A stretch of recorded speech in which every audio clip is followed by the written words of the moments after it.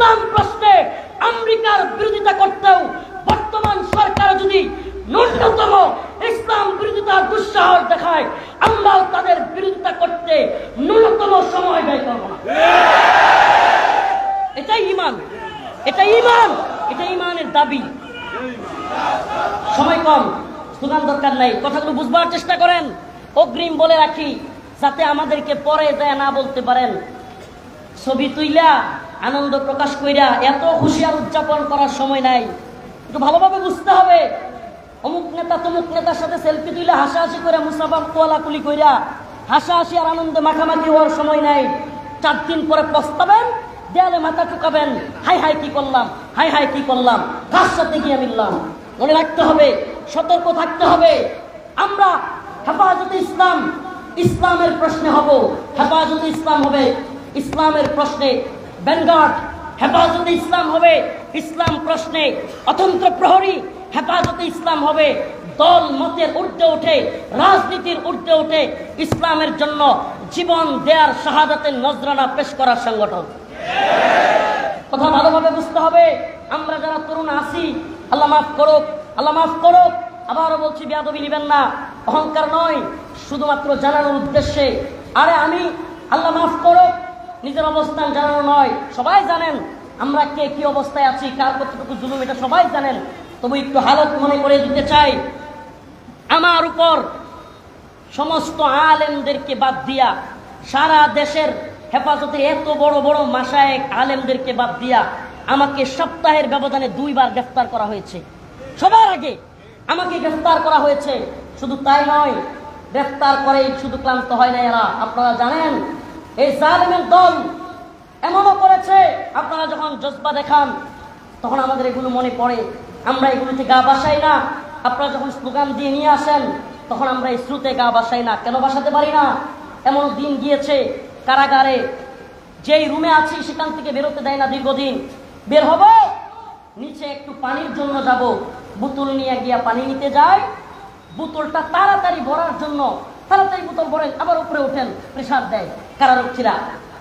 একটু বেশিক্ষণ আকাশ দেখার জন্য, এই দুনিয়াটা দেখার জন্য বোতল না ভরে দাঁড়ায় থাকতাম। এই দিনগুলো আমাদের গিয়েছে। বোতলটা না ভরে, পানিটা না ভরে কি করতাম? অযথায় সিরিয়ালে দাঁড়ায় থাকতাম। কেন? একটু যেন নিচে আকাশ দেখতে পারি। এই অবস্থাটা আমার উপর দিয়ে গিয়েছে। আমাদের এই জুব্বা খোলা হয়েছে, ট্রেনে লুঙ্গি খোলা হয়েছে, আমাদেরকে জড়ায় ধরছে মহিলারা, দৈরাইগুলোর এইরকম অনেক ক্যামেরা দিয়া ছবি তোলা হয়েছে। এই দিনগুলো গিয়েছে। প্রিয় হাজিরিন, কেন বলতেছি এই কথাগুলো? বলতেছি এজন্য, আমরা তরুণ মানুষ, আমরা যুবক মানুষ, অল্প বয়সী মানুষ, আমাদেরকে সবার আগে গ্রেফতার করেছে জালেম। কেন? কারণ আমাদেরকে তারা থ্রেট মনে করেছে।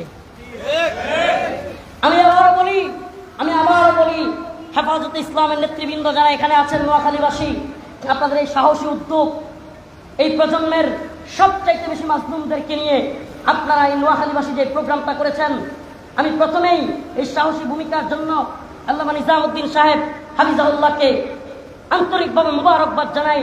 এই মানুষগুলো সবচাইতে বেশি জুলুমের শিকার, এই মানুষগুলো সবচাইতে বেশি জুলুমের শিকার। আপনারা মনে রাখবেন, এই মানুষগুলোকে যদি আপনারা পাশে থাকেন, ইনশাআল্লাহ সুম্মা ইনশাআল্লাহ আগামী দিনে এই সব মানুষগুলোকে দিয়ে ইসলামী বিপ্লবের স্বপ্ন দেখা যায়। অতএব আবারও বলি, আমরা আমাদেরকে গ্রেফতার করার কারণে, আমাদেরকে আগে ভাগে রিমান্ডে নেওয়ার কারণে, দীর্ঘদিন কারাগারে রাখার কারণে, ওদের ক্ষোভের কারণে আমরা হেরে যাই নাই। আল্লাহ পাক যেই সমস্ত মানুষ মাজলুম হয়েছে তাদেরকে সম্মান দিয়েছেন, আর যারা লাঞ্ছিত করেছে, এই মানিক্কা, ইনু মেনন কিংবা এই সমস্ত নেতারা, আজকে এদের অবস্থা কি? এই তো সেদিনের আইজিপি চৌধুরী আব্দুল্লাহ মামুন, আমি কোথাও বলি না, সারা দেশে এই লোকটা আমার প্রোগ্রাম নিষিদ্ধ করে দিছিল, কেউ জানে না। সারা দেশে আমি প্রোগ্রাম করতে পারতাম না। আল্লাহর কি কুদরত, এই কয় দিনের ভিতরে এখন শুনি তার 2 দিন পর পর খালি রিমান্ড আর রিমান্ড। সুবহানাল্লাহ। পারে কে? সুবহানাল্লাহি ওয়া বিহামদিহি। হুয়াল আউয়াল ওয়াল আখির ওয়াল যাহির ওয়াল বাতিন। আল্লাহই প্রথম, আল্লাহই শেষ। ওয়ালিল্লাহুম্মা মালিকাল মুলক তুতিল মুলকা মান তাশা ওয়া তুইজ্জু মান তাশা ওয়া তুযিল্লু মান তাশা বিয়াদিকাল খায়র। আরে আল্লাহ সব, তাবারাকাল্লাযী বিয়াদিহিল মুলক ওয়া হুয়া আলা কুল্লি শাইইন কাদির। আরে যেই রব সব পারে, সমস্ত ক্ষমতার মালিক যিনি, আমরা তার ক্ষমতায় বিশ্বাস করি। আওয়ামী লীগের কিংবা বিএনপির কিংবা ডক্টর ইউনূস সাহেবের ক্ষমতায়, আমেরিকা কিংবা ব্রিটেনের ক্ষমতায়, ভারতের ক্ষমতায় আমরা বিশ্বাস করি না। আমরা কার ক্ষমতায় বিশ্বাস করি? আর আল্লাহর ক্ষমতায় বিশ্বাস করা ব্যক্তিদেরকে ভয় দেখায় লাভ নাই। আল্লাহ কসম, আল্লাহ কসম, আল্লাহ এই জমিনে শাহাদাতের নজরানা পেশ করার জন্য হামেশাই আমরা প্রস্তুত, কিন্তু কোন দলকেই ইসলাম বিরোধী এজেন্ডা বাস্তবায়ন করবার জন্য দিব না। আমরা আপনাদের পাশে আছি ভারত বিরোধিতায়, মনে রাখবেন। আপনিও ঢাকা যাবেন, আমিও ঢাকা যাব, সমস্যা কি?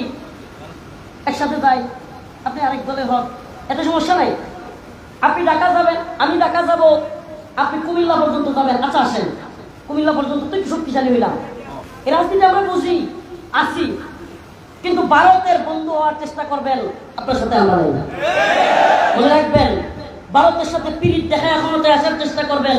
হ্যাঁ হ্যাঁ, এই জাতি যেমন মাথায় তুলতে পারে, আসারও দিতে পারে। হুট করে আসার খেয়ে পড়ে যাবেন, হাইরে কি হইল, জনপ্রিয়তার বেলুন হুট করে দেখবেন ফুটা হয়ে গেছে। সাবধান, সাবধান, এ জাতি শত্রু মিত্র চিনো, শত্রু মিত্র চিনবার চেষ্টা করো। আমাদের বর্তমান পৃথিবীতে মুসলিমদের কিংবা এই ভারত উপমহাদেশের কিংবা বিশেষ করে বললে বাংলাদেশের সবচাইতে বড় শত্রু হিন্দুত্ববাদী সরকার। এটা ভালোভাবে মাথায় ঢুকাইতে হবে, আমাদেরকে ভালোভাবে ঢুকাতে হবে। হেফাজত ইসলামের কেন্দ্রীয় নেতৃবৃন্দ, ওনাদের কাছে যদি আমার এই পয়গাম পৌঁছায়, বিনীতভাবে বলবো, আমরা আপনাদেরকে ভালোবাসি আল্লাহর জন্য। আল্লাহ, আমরা আপনাদেরকে ভালোবাসি আল্লাহর জন্য, কিন্তু দিন ইমানের বিরুদ্ধে গিয়ে, তথাকথিত গণতান্ত্রিক রাজনীতি করতে গিয়ে ইমান, দিন এগুলোর সাথে আপোষ করবেন, আপোষকামী হবেন, আমরা আপনাদের পাশে নাই। তরুণ প্রজন্ম আপনাদের পাশে পাবেন না, লিখে রাখেন, পাবেন না। তরুণ প্রজন্ম আপনাদের পাশে আছে যতক্ষণ আপনারা জুলুমের বিরুদ্ধে, যতক্ষণ আপনারা ইসলাম প্রশ্নে ভারত আমেরিকার বিরুদ্ধে। আমাদের বর্তমান নতুন সরকারের বিশেষ সহকারী ভালোই উল্টাপাল্টা কথা বলা শুরু করছে, আমরা শুনতেছি, দেখতেছি। আমরা এক্ষুনি আপনাদের বিরুদ্ধে যেতে চাই না, আমরা তখনও যেতে চাই না যদি ভারত প্রশ্নে, আমেরিকা প্রশ্নে, ইসলাম প্রশ্নে আপনারা যদি আমাদের সাথে থাকেন, আমরাও আপনাদের সাথে থাকতে সমস্যা নেই। কিন্তু একটা কথা মনে রাখবেন, একটা কথা মনে রাখবেন, ভারত প্রশ্নে কিংবা ইসলাম প্রশ্নে ন্যূনতম ছাড় দিতে আমরা প্রস্তুত নই।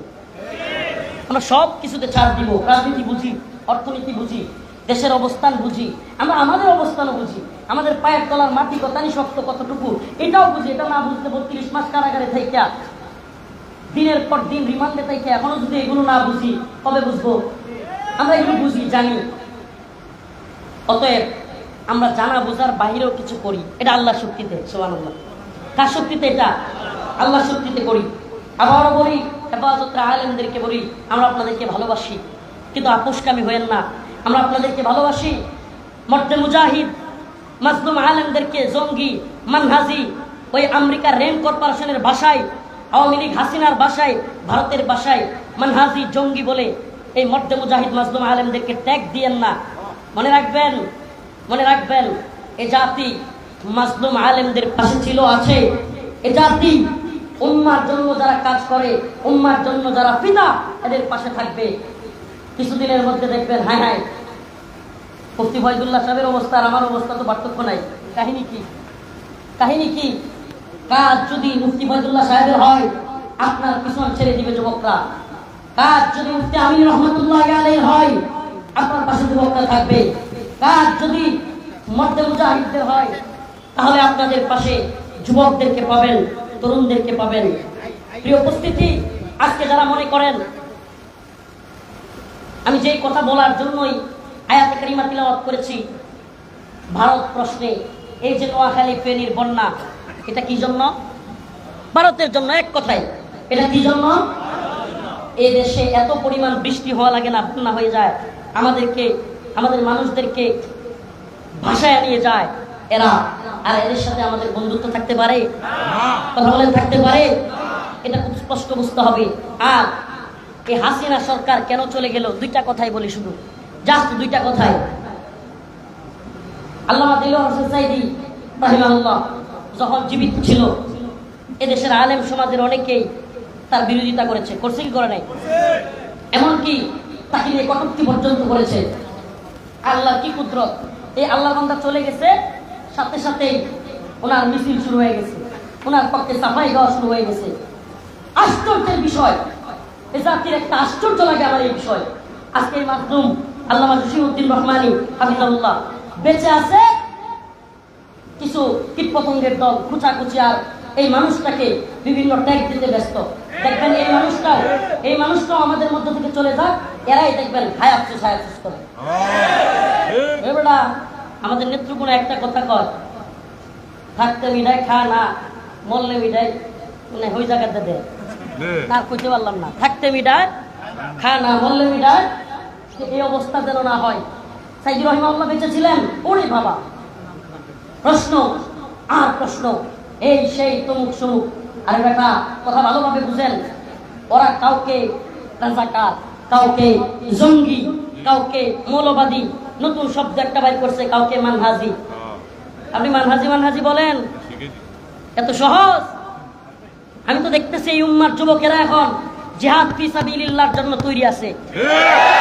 আপনি মানহাজি বলে ট্যাগ দিয়া জনপ্রিয়তা ধরে রাখবেন, আপনার জনপ্রিয়তার বেলুন ফুটুস করে দেখবেন শেষ। আপনারা বেলুন দেখেন নাই? বেলুনের মধ্যে ছোট্ট একটা সুই দিয়া দেখবেন ফুটা মারলে কি হয়? ফুস। তা আপনার এই উম্মার যুবকেরা এখন, এই উম্মার শারদুলেরা এখন দাওয়াত এবং জিহাদের ময়দানে অবতরণ হওয়ার জন্য তৈরি। আর এই যুবকদেরকে তন্ত্রমন্ত্রের লাড্ডু খাওয়াইবেন, লাত্তি মারবে লাড্ডুর মধ্যে। এই যুবকেরা এই লাড্ডু খাইতে চায় না, জোর করে খাওয়াইতে চায় না, বমি করে আপনার শরীর মাখায় ফেলবে। সাবধান হয়ে যান, সাবধান হয়ে যান। আমি গণতান্ত্রিক রাজনৈতিক দল করা এই অবুজ দিনী ভাইদেরকে বলতে চাই, আপনাদের সাথে আমাদের শত্রুতা নাই। চেষ্টা তো করেছে অনেকে, আপনারাও করবেন, করতে থাকেন, কিন্তু ব্যর্থ হবেন, মনে রাখবেন। পুরো পৃথিবীর 1 ইঞ্চি ভূখণ্ডে এই তন্ত্রমন্ত্রের ধ্বজাধারীদের মাধ্যমে, তন্ত্রমন্ত্রের মাধ্যমে, এই তন্ত্রমন্ত্রের ভোটের মাধ্যমে পুরো পৃথিবীর 1 ইঞ্চি ভূমিতে ইসলাম বিজয়ী হয় নাই, হবে না। ইসলামী হুকুমত প্রতিষ্ঠিত হয় নাই, হবে না। অথচ দিকে দিকে আমরা দেখতে পাই দাওয়া এবং জিহাদের মাধ্যমে আফগান, মালি, সোমালিয়া, ইয়ামেন, বিভিন্ন জায়গায় ইসলাম বিজয়ী হয়েছে। আমার বক্তব্য মোটামুটি এখানে শেষ। যে কথাটা বলছিলাম, এই সরকার পতনের পিছনে 2টা কারণ সবচেয়ে জরুরি, এটা বুঝা। এক হলো সাঈদী রহিমাহুল্লাহকে এই সরকার কেউ বলেন হত্যা করছে। কি করছে? হত্যা করছে। এই সাঈদী রহিমাহুল্লাহর খুব এবং 2013 সালে শাপলার খুব সারা দেশের তরুণ প্রজন্মের মধ্যে বারুদের মতো কাজ করছে। আপনি না বুঝলে আমার কিছু করার নাই। 13 সালের শাপলার হত্যা এবং সাঈদী রহিমাহুল্লাহর মৃত্যু এই তরুণ প্রজন্মের মধ্যে, এবং এই রিসেন্ট কিছুদিন আগে 21 সালে আলেমদেরকে বেরি পড়ানো, বন্দি করা এবং ছাত্রদের উপরে নির্মমভাবে গুলি করা, এই সব বিষয়গুলো একত্রিত হয়ে বিস্ফোরণ ঘটছে বোমার মতো। হাসিনার তত্ত্বে তাউস খান হয়ে গিয়েছে। আখেরি কথা বলে যাই, আপনাদের এলাকার সন্তান, ভুলে যায় না ছেলেটাকে, এনামুল হাসান ফারুকী, আমাদের প্রিয় ভাই এনামুল হাসান ফারুকী, আল্লামা জুনায়েদ বাবুনগরী রাহিমাহুল্লাহর বিশ্বস্ত সহচর, আপনাদের নোয়াখালীর সন্তান। এই ভাইটা বড় অসুস্থ, লক্ষ লক্ষ টাকা প্রত্যেকটা থেরাপিতে লাগতেছে, কণ্ঠ চেঞ্জ হয়ে গিয়েছে, মাথার চুল পড়ে গিয়েছে। জালেম হাসিনার রিমান্ডে থাকতে থাকতে এই ভাইটা আজকে গলা, মাথা, তারপরে নাভি, যৌনাঙ্গ সব কিছু আজকে অচল অবস্থায় চলে গিয়েছে। এই ভাইটার খেয়াল রাখবেন। আপনাদেরকে আলেমদেরকে বলবো, নোয়াখালীর আলেম সমাজ, আপনারা ফান্ড কালেকশন করেন। প্রত্যেক দিন লক্ষ লক্ষ টাকা খরচ হচ্ছে। এই ভাইটা গত রাত্রে প্রায় আধা ঘন্টা কথা বলেছি, এই ভাইটার খেয়াল রাখবেন। আপনারা ফান্ড তৈরি করেন। বানবাসী মানুষের পাশে দাঁড়ানো যেমন দরকার, এই মাজলুম আজকে চেন্নাইয়ের হসপিটালে ভর্তি, তার পিছনে দাঁড়ানো আমাদের জন্য ওয়াজিব। অতএব এই মাজলুম মানুষটার সাথে আমরা পাশে থাকবো, তার সুস্থতার জন্য দোয়া করব। আর্থিকভাবে সহযোগিতা করব। এখন নামাজের বিরতির পর ইনশাআল্লাহ চারটায় থেকে ইনশাআল্লাহ আমাদের একে একে মাসলুম মর্দ মুজাহিদরা দ্বীনের অতন্ত্র ভূমিকা রাখবেন। আপনারা সবাই নামাজ রাসূলুল্লাহ আসসালামু আলাইকুম ওয়া রাহমাতুল্লাহি ওয়া বারাকাতুহু।